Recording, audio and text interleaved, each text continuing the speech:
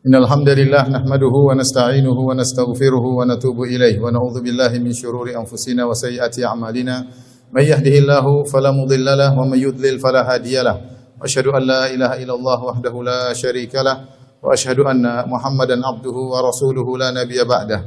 Ya ayyuhalladzina amanu taqullaha haqqa tuqatih wa la tamutunna illa wa antum muslimun. Fa inna asdaqal hadithi kitabullah wa khairal huda huda Muhammadin sallallahu alaihi wasallam. Wa syarrul umuri muhdatsatuha wa kullu muhdatsatin bid'ah wa kullu bid'atin dhalalah wa kullu dhalalatin finnar. Ma'asyiral muslimin, usikum wa nafsi bitaqwallah faqad fazal muttaqun. Sungguhnya di antara pokok landasan kebahagiaan adalah memiliki sifat qanaah, yaitu nerima dengan apa yang Allah berikan, yang Allah anugerahkan kepadanya, tanpa memandang orang-orang yang lain tentang rezeki mereka, tentang kemewahan mereka, tetapi dia merasa puas dengan apa yang Allah anugerahkan kepadanya. Barang siapa yang memiliki sifat qanaah, maka dia adalah orang yang berbahagia. Allah Subhanahu wa taala berfirman, "Man 'amila shalihan min dzakarin aw untha wa huwa mu'min, falanuhyiyannahu hayatan thayyibah." Barang siapa beramal saleh, laki-laki maupun wanita, dalam kondisi beriman, maka kami akan anugerahkan kepada dia hayatan thayyibah, kehidupan yang baik, kehidupan yang bahagia. Banyak ahli tafsir menafsirkan yang dimaksud dengan hayatan thayyibah, kehidupan yang baik adalah sifat al-qanaah. Sebagaimana diriwayatkan dari Ali bin Abi Thalib radhiyallahu anhu, dari Ibnu Abbas radhiyallahu ta'ala anhuma, kemudian dari para tabi'in, Hasan al-Basri, Muhammad bin Ka'ab al-Quradhi, dan juga dari Wahab bin Munabbih. Mereka berkata yang dimaksud dengan hayatan thayyibah yang Allah janjikan bagi orang-orang yang beriman adalah sifat qanaah. Kata Hasan al-Basri, "Lanarzuqannahu qanaatan yajidu ladzataha fi qalbihi." Barang siapa yang beriman dan beramal saleh, maka dia akan mendapatkan, kami akan anugerahkan kepadanya qanaah yang dia akan merasakan kelezatan qanaah tersebut dalam dadanya, dalam hatinya. Ma'asyiral muslimin, inilah sifat qanaah, nerima dengan apa yang Allah anugerahkan. Jika sifat qanaah meresap dalam hati seorang, maka otomatis dia bahagia. Dan kapan sifat qanaah ini dicabut, maka dia akan menjadi orang yang sengsara, karena tidak akan pernah puas meskipun Allah telah memberikan kepada dia anugerah yang begitu banyak. Inilah pendapat yang dipilih oleh Al-Imam At-Tabari dalam tafsirnya. Hayatan thayyibah adalah qanaah. Kenapa? Karena ketika kita melihat orang-orang beriman, kita tahu orang beriman ada yang diberi harta yang banyak, ada yang diberi harta yang sedikit, ada yang hidupnya sedang, ada yang susah. Namun ada satu hal yang mereka sepakat di dalamnya, itu sama-sama qanaah. Apakah dia kaya ataukah dia miskin, apakah hidupnya sedang, mereka semua qanaah. Maka jangan menyangka bahwasanya hayatan thayyibah, kehidupan yang baik adalah banyaknya harta. Banyak harta tidak menjamin seorang kemudian bahagia. Karenanya Nabi SAW pernah bersabda, "Laisal ghina an kasratil arab, walakinnal ghina ghina nafs." Bukanlah namanya kekayaan adalah dengan harta yang banyak, tetapi kekayaan yang sungguhnya adalah kekayaan jiwa. Ketika seorang qanaah, maka apapun kondisinya dia akan bahagia. Adapun jika seorang memiliki harta yang banyak, tapi jika dia tidak qanaah, dia tidak akan bahagia. Lihatlah orang-orang kaya yang tidak dianugerahi qanaah. Mereka hidup dengan kesengsaraan. Terkadang mereka, di hadapan mereka ada makanan yang terlezat, ada tempat tidur yang terindah, yang paling empuk, namun mereka sulit untuk tidur, mereka sulit untuk makan. Pikiran mereka selalu mengikuti perkembangan dunia. Apa yang telah terjadi, apa yang telah si fulan bagaimana keberhasilannya, selalu mengikuti dan tidak pernah merasa puas. Bahkan kalau kita terkadang bertemu dengan sebagian orang kaya, kemudian kita ngobrol dengan dia, maka dia akan menceritakan tentang kesulitan kehidupan dunia, berbicara tentang kondisi perusahaannya yang repot, tentang keuangannya yang sulit, tentang masalah ini, masalah anu, tentang banyak dia ceritakan, padahal dia orang kaya. Seakan-akan dia sedang sengsara, padahal dia kaya raya. Kita lihat bagaimana ya kesulitan yang terkumpul dalam kepalanya. Sebaliknya terkadang kita ketemu dengan seorang miskin, rumahnya sederhana, motornya butut, Tapi kalau kita bertanya, dia selalu mengatakan alhamdulillah, alhamdulillah, alhamdulillah. Ya. Dia menceritakan tentang kenikmatan yang dia rasakan. Alhamdulillah, saya baru punya ini. Alhamdulillah, saya kemarin ke sana. Padahal dia miskin.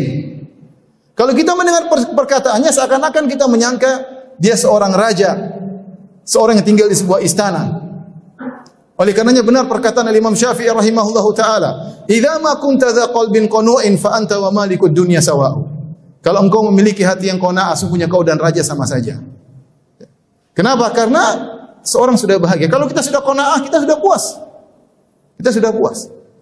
Oleh karenanya dalam hadis yang diriwayatkan Imam Muslim, Rasulullah sallallahu alaihi wasallam bersabda, "Qad aflaha man aslam wa ruziqa kafafan wa qanna'ahu Allahu bima atah." Sungguh beruntung orang yang Islam kemudian diberi rizki yang kafaf itu rizki yang tidak berlebihan, tidak kurang juga, cukup. Wa qanna'ahu Allahu bima atah, dan Allah menjadikan dia qanaah, menerima dengan apa yang Allah anugerahkan kepadanya. Barang siapa yang telah meraih qanaah, dia akan mendapatkan banyak kelezatan. Pertama, dia akan bahagia, tentram, hatinya bahagia. Apa yang Allah berikan pada dia, dia bersyukur, alhamdulillah. Yang kedua, dia tidak akan hasad.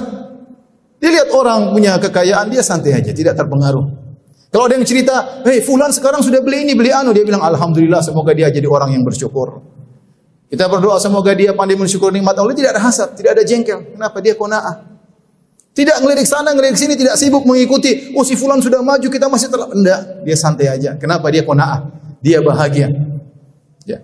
Dia memperoleh kebahagiaan yang dia harapkan. Kemudian juga dia ridha dengan apa yang Allah berikan kepadanya. Apa yang Allah bagikan kepada dia, dia ridha. Dan apa yang Allah berikan kepada orang lain, dia pun ridha dengan pembagian tersebut. Ini semua karena qanaah. Syaratnya dia harus beriman dan beramal saleh agar Allah bisa memberikan dia qanaah dalam hatinya. Aqulu qouli hadza astaghfirullah li wa lakum wa lisal muslimin min kulli dhanbin wa khati'ah fastaghfiruhu innahu huwal ghafurur rahim.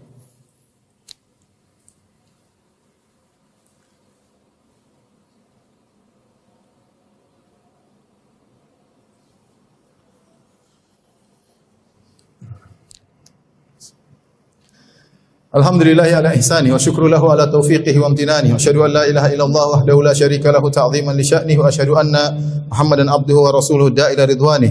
Allahumma salli alaihi wa ala alihi wa ashabihi wa ikhwani. Ma'asyiral muslimin, sidang salat Jumat yang dirahmati Allah Subhanahu wa taala. Mungkin kita bertanya, bagaimana cara kita bisa meraih qanaah? Qanaah yang pertama diperoleh dengan iman dan amal saleh. Tadi Allah sudah syaratkan, man amila salihan min dzakarin aw untha wa huwa mu'min. Barang siapa yang beramal saleh, lelaki maupun wanita, dengan syarat dia beriman, falanuhyiyannahu hayatan thayyibah. Kami akan berikan dia qanaah dalam kehidupannya. Kemudian yang kedua, ya, dia berusaha menghitung-hitung nikmat yang Allah ada pada dirinya. Sungguhnya nikmat Allah sangat banyak yang ada pada dirinya. Nikmat kesehatan, nikmat keluarga, nikmat anak-anak, nikmat tempat tinggal, nikmat pergi ke masjid, nikmat bisa beribadah, nikmat bisa sholat Jumat, nikmat banyak kenikmatan yang dia rasakan. Ya Allah mengatakan, wa in ta'uddu ni'matallahi la tuhsuha. Kalau kalian menghitung-hitung nikmat Allah, kalian tidak akan bisa menghitungnya. Innal insana la zalumun kafar. Hanya saja manusia itu zalim, kafar, suka zalim, suka ingkar dengan nikmat yang Allah berikan kepadanya. Bahkan saya katakan, seandainya seluruh penduduk dunia kita kumpulkan untuk menghitung nikmat yang Allah berikan kepada kita, mereka tidak akan mampu, karena nikmat Allah tiada penghujungnya. La tuhsuha, kalian tidak akan bisa menghitung-hitungnya. Nikmat Allah sangat banyak. Jangan kita menjadi orang yang hanya ingat-ingat musibah dan lupa dengan nikmat-nikmat Allah. Innal insana li rabbih lakanud. Kata Allah, sungguhnya manusia suka berkeluh kesah. Kanud, apa kata Hasan al-Basri? Yadhkurul masaib wa yansa ni'am. Hanya ingat-ingat musibah dan lupa dengan nikmat-nikmat yang Allah berikan kepada dia. Jadi ingat nikmat-nikmat. Yang kedua, selalu melihat ke bawah tentang urusan dunia. Kata Nabi SAW, la tanzuru ila man fawqakum, walakin inzuru ila man huwa asfala minkum, fa innahu ajdaru alla tasdaru ni'matallahi alaikum. Jangan lihat ke atas, tetapi lihatlah ke bawah. Karena dengan demikian kalian tidak akan meremehkan nikmat Allah yang Allah berikan kepada kalian. Betapapun kondisi kita, pasti ada yang lebih parah daripada kita. Pasti. Seandainya ada seorang hanya bisa melihat dengan satu mata, ketahuilah ada orang yang buta. Seandainya ada orang yang belum punya rumah, tapi sudah bisa sewa rumah, masih banyak orang yang masih tinggal berantakan, entah tinggal di mana, di bawah kolong jembatan. Bahkan di sebagian sana, di bagian negara lain, ada orang tinggal di negara lain. Jadi, ya, pengungsian.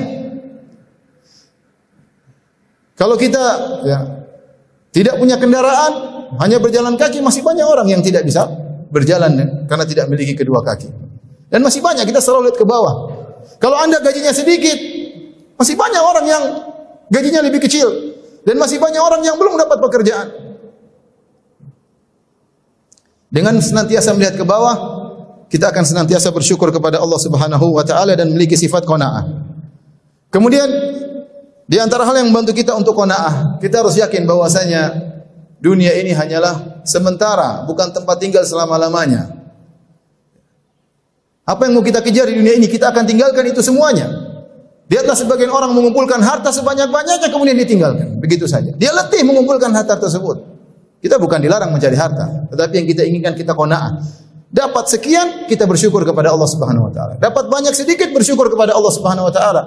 Allah yang lebih tahu apa yang lebih baik buat kemaslahatan kita. Bisa jadi kalau kita diberi harta yang banyak, kita lupa diri.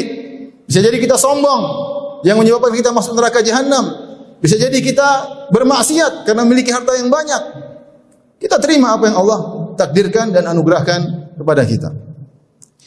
Kemudian juga harus ingat bahwasanya balasan yang sesungguhnya bagi orang beriman adalah di surga, bukan di dunia. Dunia Allah berikan sekedarnya. Kita bersabar dalam kehidupan ini karena balasan yang sesungguhnya bagi orang beriman adalah di surga kelak, di akhirat kelak. Jangan lupa untuk bergaul dengan orang-orang yang qanaah. Jangan salah bergaul. Bergaul dengan teman-teman yang selalu cerita tentang dunia, tentang tas branded, tentang jam branded, tentang mobil mewah, bicara selalu dunia. Hati kita lemah ketika kita bergaul dengan orang yang selalu berbicara tentang dunia, kita akan terpengaruh. Ya, akhirnya kita tidak pernah bahagia. Tidak pernah bahagia dengan apa yang Allah berikan kepada kita. Sebagian orang kaya, mungkin kita lihat dari satu sisi dia kaya raya. Tapi lihat betapa banyak yang mungkin Allah ambil dari dirinya. Sebagian orang mungkin dari sisi harta dia kaya raya, tapi bisa jadi istrinya tidak taat. Istri kita taat kepada kita misalnya. Bisa jadi anak-anaknya tidak berbakti. Anak-anak kita berbakti. Ini rezeki luar biasa. Orang hanya melihat dari sisi dunia. Makanya dikatakan, jangan hanya melihat apa yang Allah berikan kepada seseorang, tapi lihat juga apa yang Allah ambil darinya. Bisa jadi yang Allah ambil darinya lebih banyak daripada yang Allah berikan kepada dia. Maka seorang tidak perlu melirik ke sana, melirik ke sini. Dia berusaha dalam kehidupan dunia ini dan nerima dengan apa yang Allah berikan kepadanya. Inna Allaha malaikatahu yusalluna ala nabi ya ayyuhalladzina amanu sallu alaihi wa sallimu taslima. Allahumma salli ala Muhammad wa ala ali Muhammad kama sallaita ala Ibrahim wa ala ali Ibrahim innaka Hamidum Majid. Wa barik ala Muhammad wa ala ali Muhammad kama barakta ala Ibrahim wa ala ali Ibrahim innaka Hamidum Majid.